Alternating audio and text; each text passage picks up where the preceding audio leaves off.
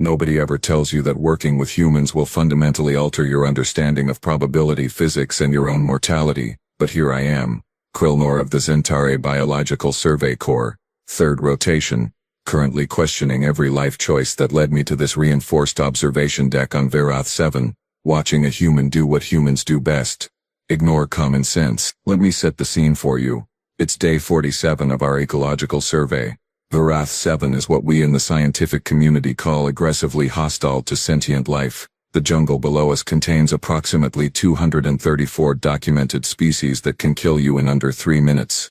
We have cataloged 17 different varieties of carnivorous plants. The local water supply has a pH level that can dissolve Krenthi bone plating, and yet command, in their infinite wisdom, approved the inclusion of a human in our research team. His name is Jack Brennan. He's from somewhere called New Jersey, which I'm told explains quite a lot, though nobody has bothered to explain it to me. Jack stands roughly 6 feet tall, which is average for his species, but towers over my own 4-foot frame. He has this unsettling habit of smiling when things go wrong. Not a fear grimace, mind you. An actual smile, as if danger is some kind of personal friend who just showed up uninvited to a party. The observation deck is our primary research station. A climate-controlled dome with enough defensive shielding to withstand a Kravux battlecruiser. Below us the jungle canopy stretches for hundreds of miles.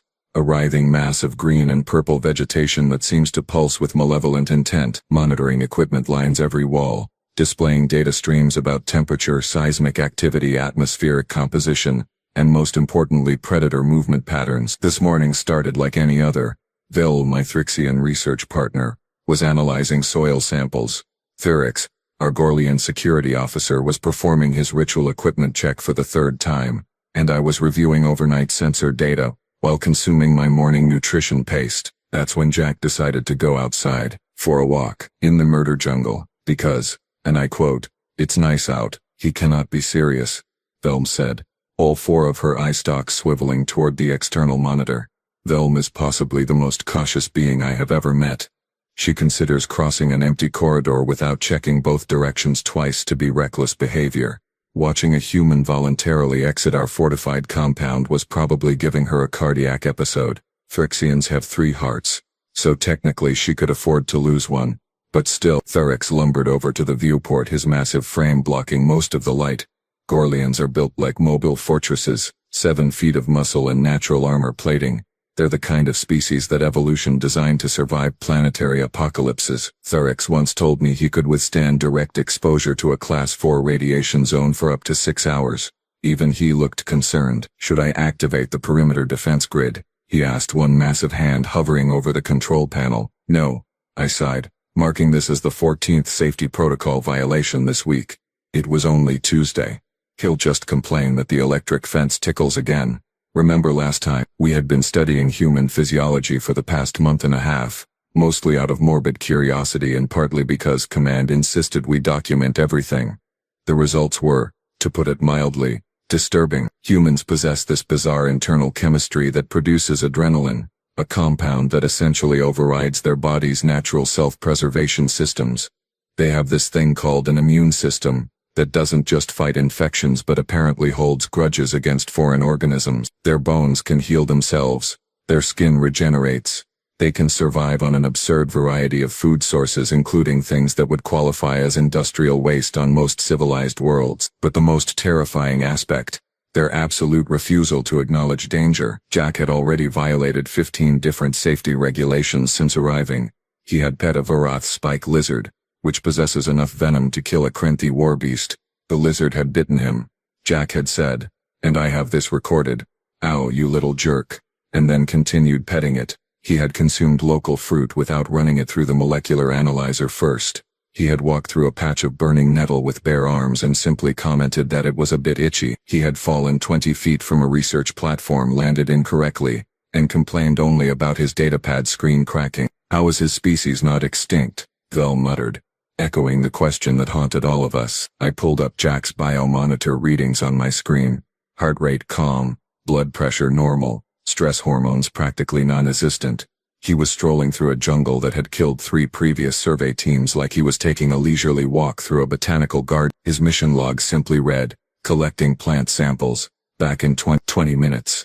in a jungle where the average survival time for unprotected sentience was 8 minutes. I should mention that Jack was not, in fact, wearing proper protective gear.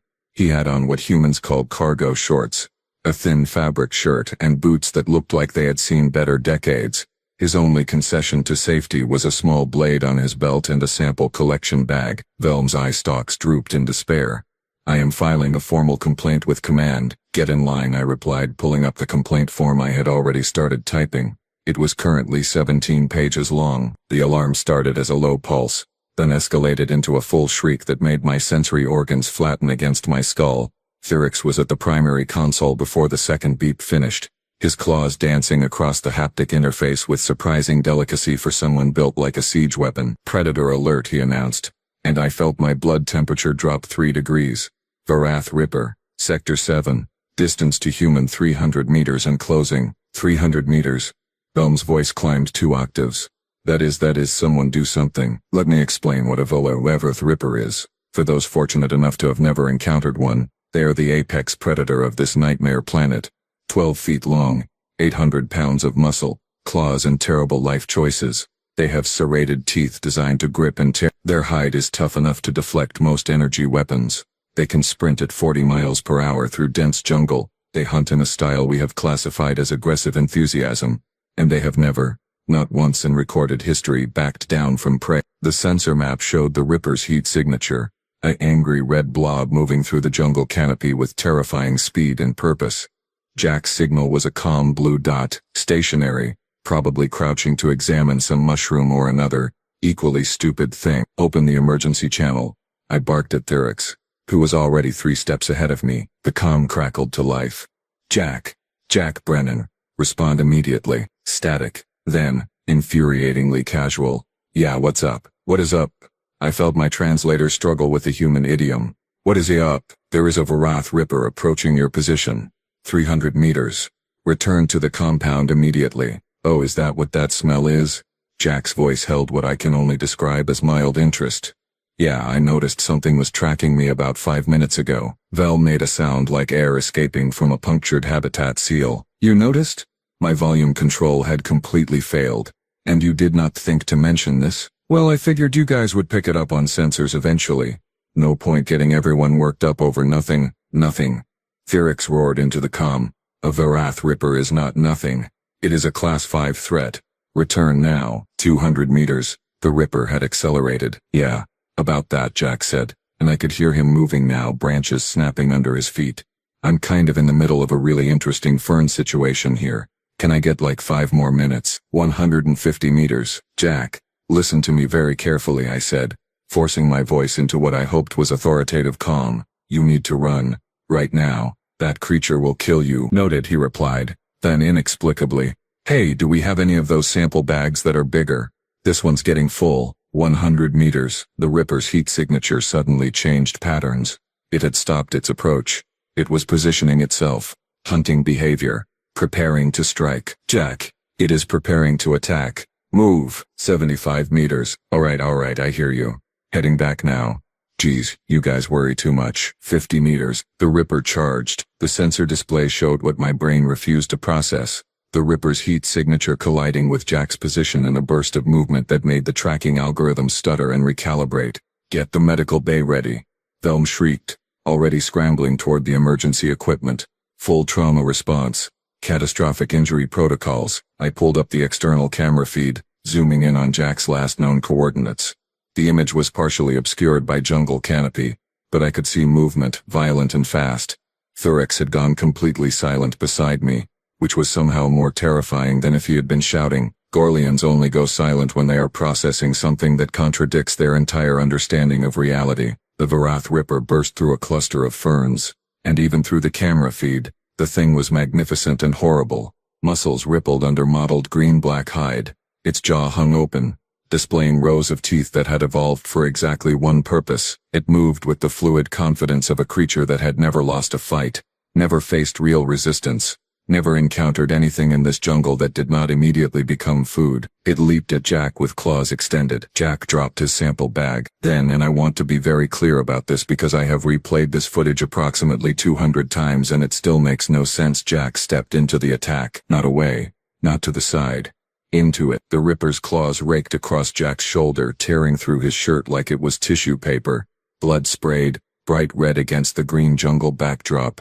I saw Velm collapse against the console, her eye stalks retracting in sympathetic horror, but Jack had moved with the strike, rotating his body in a way that turned a disemboweling blow into a glancing wound.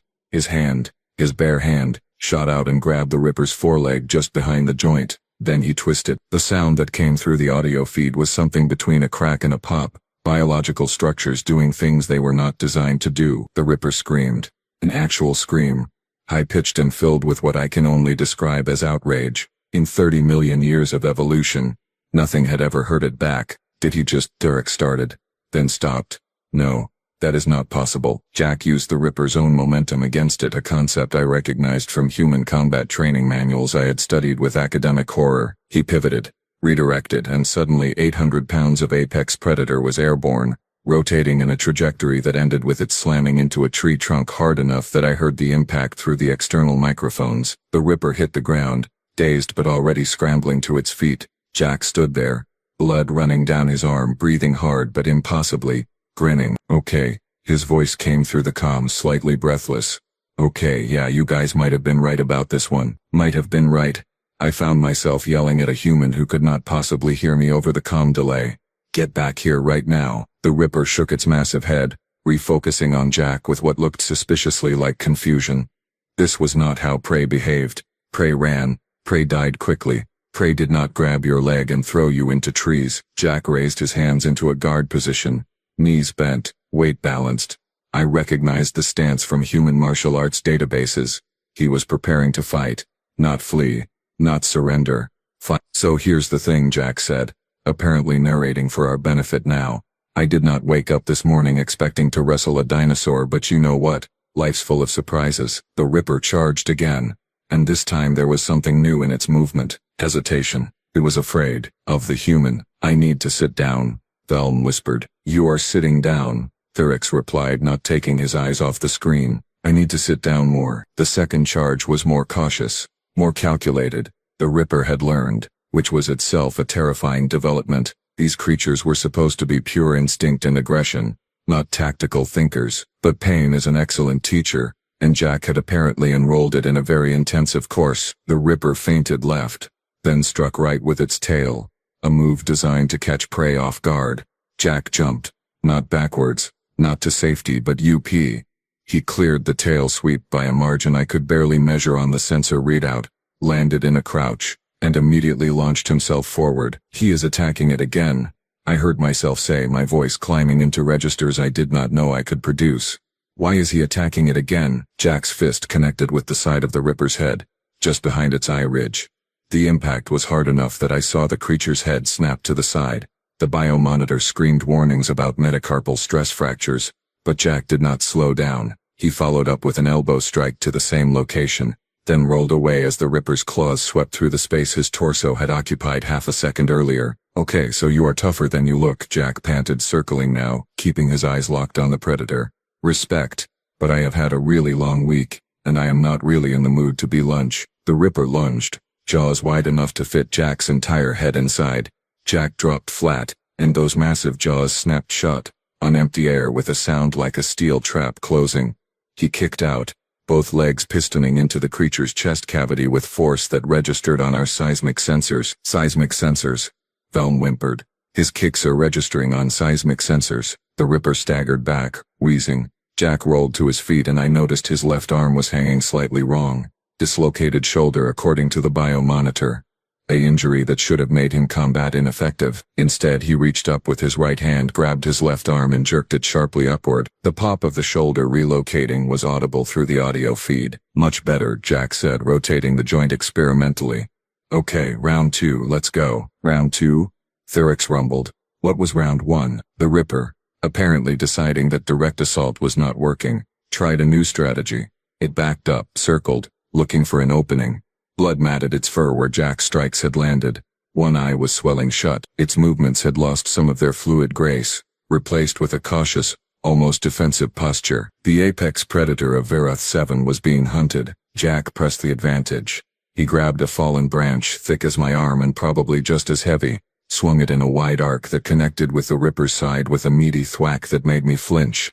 The branch exploded into splinters. The Ripper howled and spun, faster than something that large should be able to move. Claws extended in a wild sweep. 3 parallel gashes opened across Jack's chest. Deep ones. The biomonitor went absolutely haywire. Alarms cascading across my display. Blood loss warnings. Tissue damage alerts. Recommended immediate medical intervention. Jack looked down at the wounds, then back up at the Ripper. "Okay," he said quietly.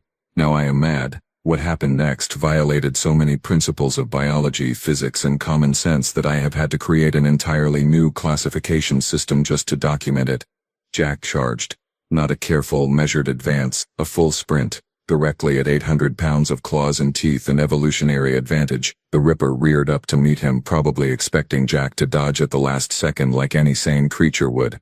Jack did not dodge. He ducked under the strike, came up inside the creature's guard, and wrapped both arms around its torso in what human combat manuals call a bear hug, which is ironic because I have seen Terran bears and they are significantly less frightening than whatever Jack was doing. He lifted. "No," I said out loud. "No, that is not. That is physically impossible." The Ripper's feet left the ground. All 4 of them. Jack's muscles stood out like cables under his skin, his face contorted with effort, and for just a moment, 800 pounds of apex predator was airborne because a human decided gravity was more of a suggestion than a law. Jack twisted, turned, and slammed the Ripper down onto its back with force that cracked the ground. The impact shook our observation deck 300 meters away and 50 feet up. The Ripper thrashed, trying to right itself. Jack dropped onto it, knee first, driving his full weight into the creature's chest. I heard ribs crack. The Ripper's back legs kicked frantically, catching Jack in the side, sending him tumbling across the jungle floor. Both combatants lay there for a moment, heaving, bleeding, reassessing. "Stay down," Jack wheezed at the Ripper. "Seriously. Just stay down. Okay? I do not want to hurt you more than I already have." The Ripper, displaying the kind of stubborn determination usually reserved for particularly stupid predators, began to rise. Jack sighed. "Why do they never stay down?" He stood up, swaying slightly, blood running from at least 6 different wounds. The biomonitor was now just a solid wall of red warning indicators. By all medical logic, he should be unconscious. By most biological standards, he should be dead. Instead, he cracked his knuckles. "All right," Jack said. "Let's finish this." The Ripper rose on shaky legs, and for the first time since this insanity began, I saw something in its posture that made my heart ache with unexpected sympathy. Confusion. This creature, this perfect killing machine shaped by millions of years of evolution, had no framework for understanding what was happening. Everything in its genetic memory said that it was the danger.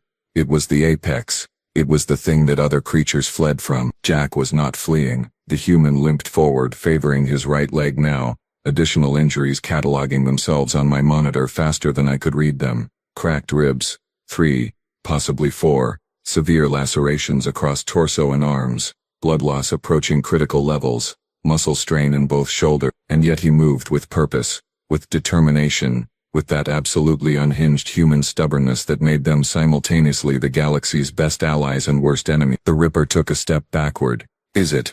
Velm started. All 4 eye stalks extended in disbelief.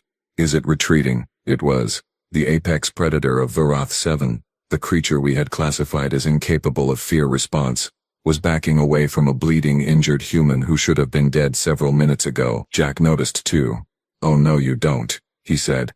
And despite everything, despite the pain he must have been experiencing, he smiled.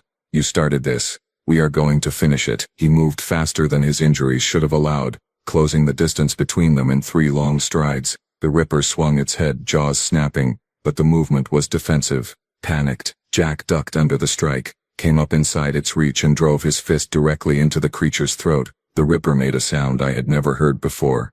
A choking, desperate wheeze. It stumbled backward, trying to create distance, trying to escape, and I realized with absolute shock that it was no longer trying to kill Jack, it was trying to survive Jack. "Thorax," I said quietly. "Are you recording all of this?" "Every sensor we have," he replied, his voice filled with the kind of awe usually reserved for witnessing stellar phenomena. "Command will never believe it." Jack grabbed the Ripper's head, one hand on either side of its massive skull, fingers somehow finding purchase on the armored hide. He looked directly into its remaining good eye, and when he spoke, His voice carried across the audio feed with absolute clarity. Go. Home. Then he shoved. Hard, sending the creature stumbling backward into the underbrush. The Ripper caught itself, turned, looked back at Jack one final time with what I can only describe as bewilderment and then fled. The apex predator of Varath 7 crashed through the jungle like a startled prey animal, its heat signature retreating on my sensors faster than I had ever seen one move outside of active hunting. Jack stood there swaying slightly, watching it go. Blood dripped from his wounds, pattering onto the jungle floor in a rhythm that matched my own racing heartbeat. His breathing was labored, harsh, each inhale obviously painful. Then he bent down, picked up his sample bag and checked the contents. "Oh good," he said, sounding genuinely relieved.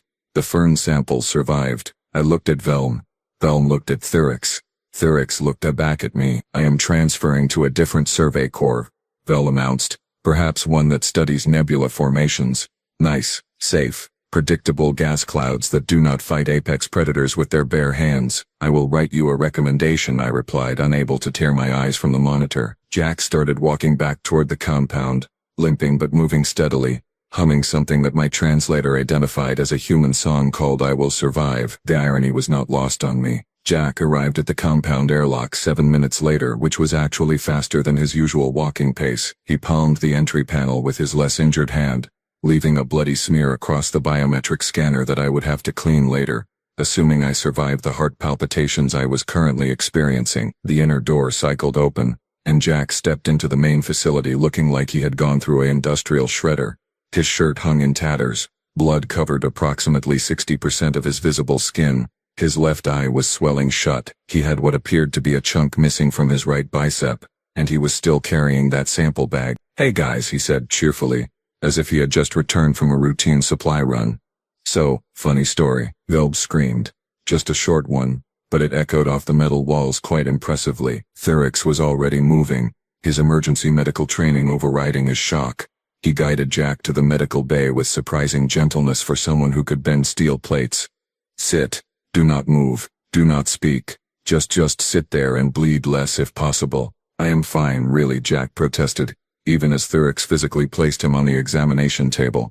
"It looks worse than it is." I pulled up the biomonitor data on the medical bay's main screen.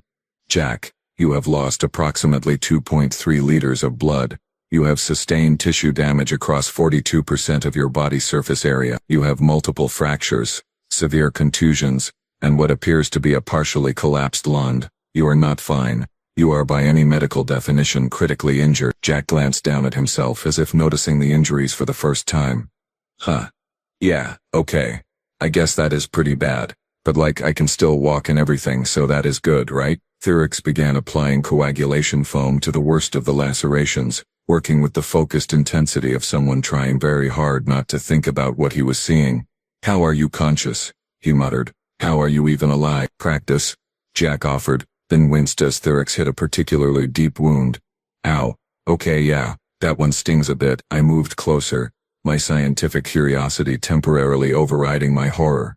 "Jack, I need you to explain something to me. Why did you fight it? You could have climbed a tree, activated your emergency beacon, called for aerial extraction. Why engage in direct physical combat with a creature specifically evolved to kill?" Jack looked at me like I had asked why water was wet.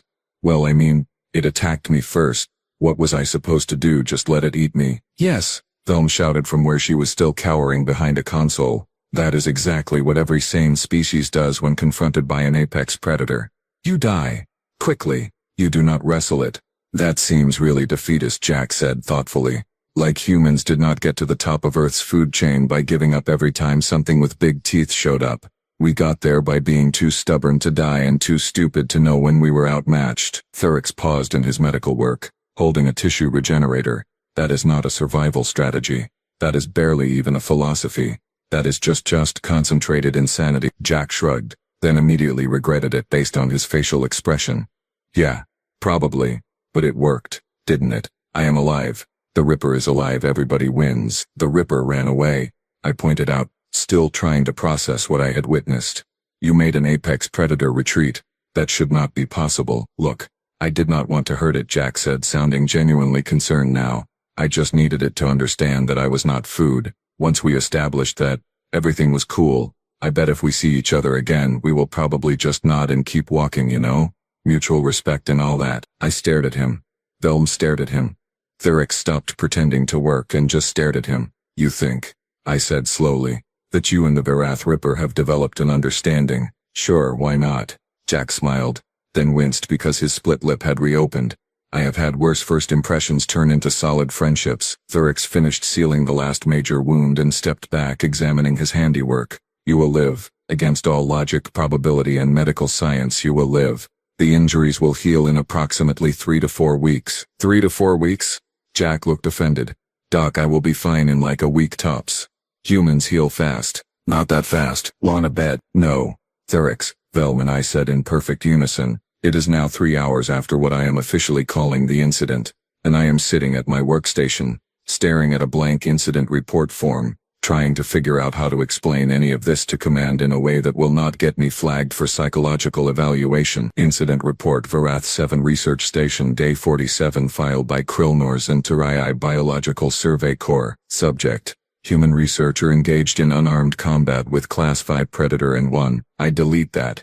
Too casual. Subject: Possible need to reclassify human species as apex predator category. Delete. Too alarming. Subject: Everything we know about evolutionary biology is apparently wrong. Delete. Too existential. Across the room, Jack is sitting up in the medical bay, eating something he calls a sandwich with one hand while using the other to scroll through his datapad, reviewing the fern samples he collected. The fern samples, the ones he risked his life for, the ones he nearly died protecting. He has already asked when he can go back out for more. Theric is in the corner, methodically cleaning and recalibrating every piece of medical equipment, which is what Gorlians do when they are having a crisis. Velm has filed formal requests to transfer to 3 different survey stations, all of them specifically noted as human-free zones, and me. I am trying to write a report that will somehow convey the absolute insanity of working with a species that treats mortal danger like a minor scheduling inconvenience. The truth is, we have been classifying humans wrong from the beginning.